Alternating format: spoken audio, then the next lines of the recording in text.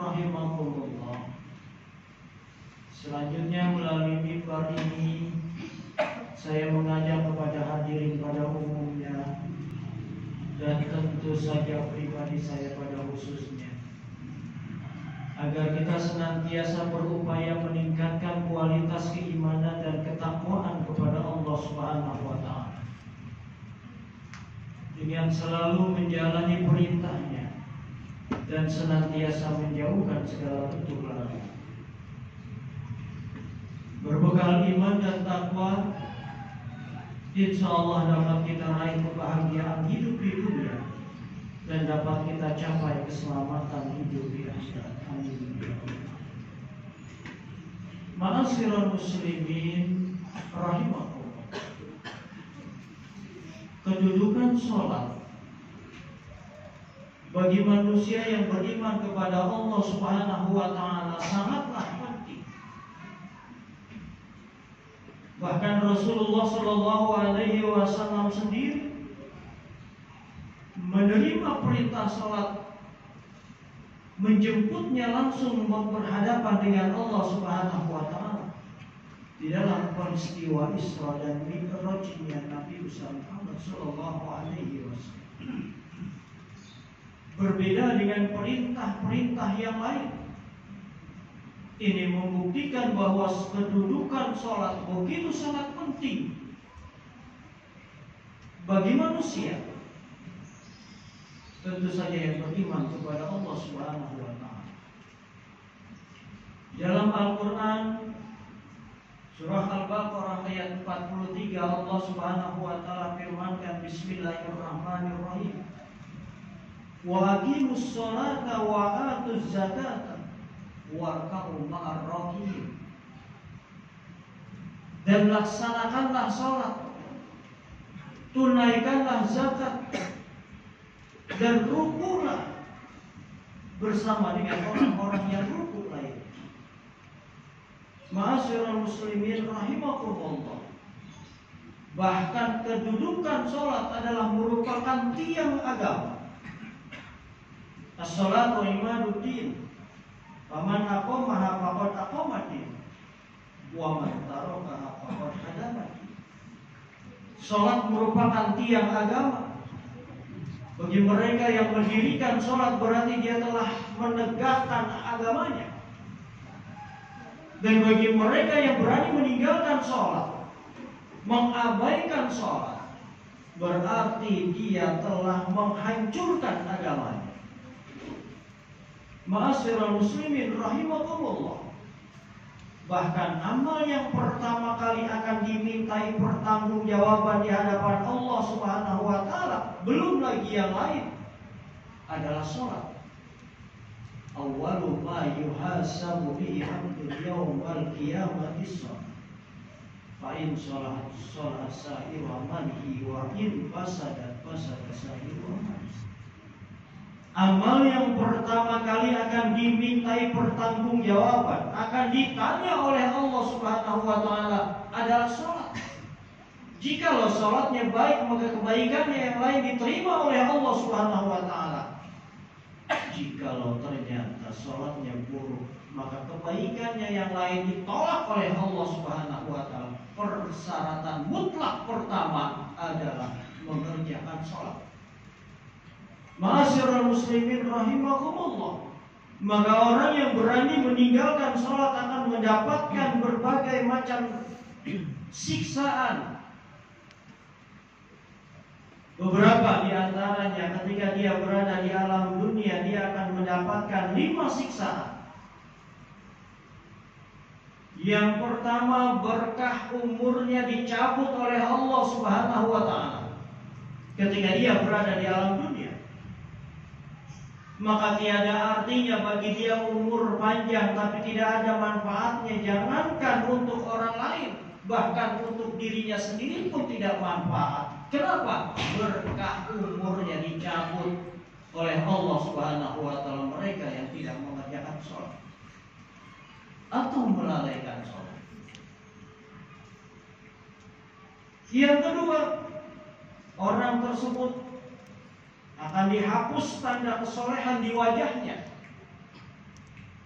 Mereka yang berani meninggalkan sholat atau mengabaikan sholat, tanda kesolehan di wajahnya dihapus oleh Allah Subhanahu wa Ta'ala. Maka jelas orang tersebut tidak termasuk ke dalam golongan umat Nabi Muhammad Sallallahu Alaihi Wasallam. Tanda kesolehan dihapus. Yang ketiga, amal yang dia kerjakan sia-sia, sebagaimana tersebut dalam hadis tadi, bahwa apabila seorang melakukan perbuatan kebaikan sementara dia tidak mengerjakan sholat, maka kebaikan itu tidak akan diterima oleh Allah Subhanahu wa Ta'ala. Begitupun juga dengan amalan-amalan sunnah lainnya. Jika dia tidak mengerjakan sholat, maka semua perbuatan-perbuatan sunnah lainnya itu ditolak oleh Allah Subhanahu wa Ta'ala. Persyaratan pertama adalah sholat. Yang ketiga, yang keempat, doanya tidak akan diijabah oleh Allah Subhanahu wa Ta'ala. Doanya tidak didengar oleh Allah Subhanahu wa Ta'ala karena orang tersebut berani ingkar kepadanya. Orang tersebut berani tidak mau mengerjakan perintah dari Allah Subhanahu wa Ta'ala. Begitu sangat sombongnya sehingga tidak mau menundukkan kepalanya di hadapan Allah Subhanahu wa Ta'ala. Maka Allah tidak akan pernah mendengar doa orang-orang yang berani mengabaikan sholat. Dan yang kelima, orang tersebut tidak akan mendapatkan bagian dari doanya orang-orang yang beriman. Di mana kerap kali orang-orang beriman, para alim ulama sering kali berdoa kepada Allah Subhanahu wa Ta'ala, Allahumma fir lil mu'minina wal mu'minat wal muslimina wal muslimat. Ya Allah, ampuni dosa-dosa orang-orang yang beriman kepadamu ya Allah. Ampuni dosa-dosa orang Islam ya Allah. Orang yang tidak mengerjakan sholat tidak termasuk ke dalam bagian yang didoakan tersebut ketika dia berada di alam dunia. Yang kedua, 3 siksaan dialami bagi orang yang berani mengabaikan sholat manakala menjelang sakaratul maut. Yang pertama, akan ia rasakan mati dalam keadaan haus yang teramat sangat. Sekiranya diberikan olehnya air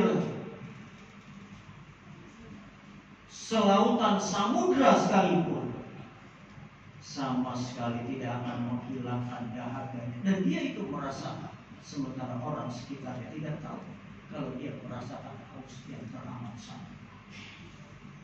Yang kedua, dia akan merasakan lapar yang sangat melilit menjelang sakaratul maut, sementara orang di sekitarnya tidak ada yang tahu bahwa dia merasakan lapar. Sekiranya dia diberikan makanan, bahkan sebumi sekalipun tidak akan pernah menghilangkan rasa lapar. Itu yang dirasakan oleh orang-orang yang berani meninggalkan sholat. Yang ketiga, dia akan mati dalam keadaan hina. Ma'asyiral muslimin rahimahullah. Kemudian yang ketiga, saat ia berada di alam kubur, dia pun akan mendapatkan 3 siksaan lagi. Yang pertama, akan dihimpit oleh bumi dari atas, dari bawah, dari depan, dari belakang, kiri kanan. Bumi itu akan menghimpitnya, karena bumi tidak akan pernah menerima orang-orang yang ingkar kepada Allah Subhanahu wa Ta'ala. Bumi adalah makhluk Allah. Jika ada makhluk Allah yang ingkar kepada Allah, maka bumi pun akan memberikan siksaan kepadanya atas perintah Allah Subhanahu wa Ta'ala. Yang kedua, akan dinyalakan api di alam kuburnya yang terus-menerus berkobar. Dan peristiwa itu akan terus berlangsung sampai dengan datangnya hari kiamat.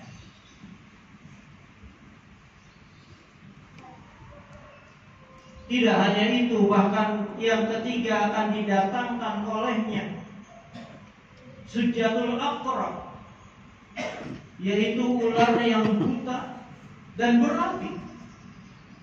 Ular tersebut akan melilit, akan menyiksa jenazah orang yang ingkar, orang yang berani melalaikan sholat, orang yang berani meninggalkan sholat, dan peristiwa itu akan terus menerus sampai dengan datangnya hari kiamat. Entah kapan datang hari kiamat.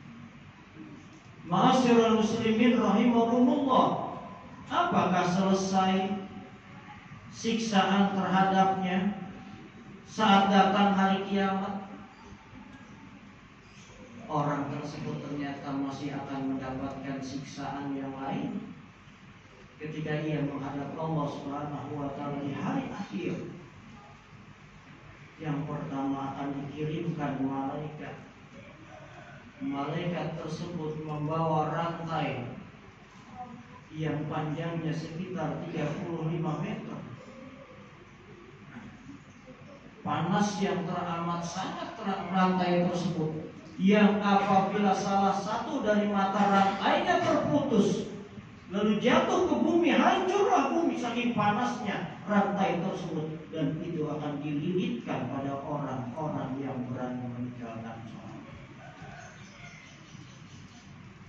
Yang kedua, tentu saja Allah murka kepadanya, karena tidak mau tunduk dan patuh atas perintah Allah Subhanahu wa taala. Dan yang ketiga, jelas tempatnya adalah neraka jahanam. Dan dia tidak akan pernah bisa balik lagi ke alam dunia karena perjalanan terus. Ma'asyiral muslimin rahimakumullah, maka peliharalah sholat kita, anak-anak kita, keluarga kita, jagalah mereka yang sampai meninggalkan sholat. Tidak hanya itu, perbaikilah sholat kita, perbanyaklah ilmu kita tentang sholat, karena tidak sedikit orang yang masuk neraka Allah Subhanahu wa taala bukan karena dia meninggalkan sholat,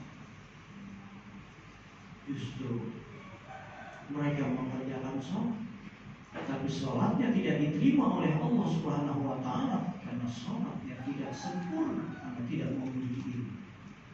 Ma'asyiral muslimin rahimakumullah, berupayalah kita untuk senantiasa memperbaiki kualitas ibadah kita kepada Allah Subhanahu wa taala agar Allah ridho kepada kita. Semoga Allah Subhanahu wa taala memberikan keselamatan hidup di dunia dan di akhirat kepada kita, kepada anak-anak kita,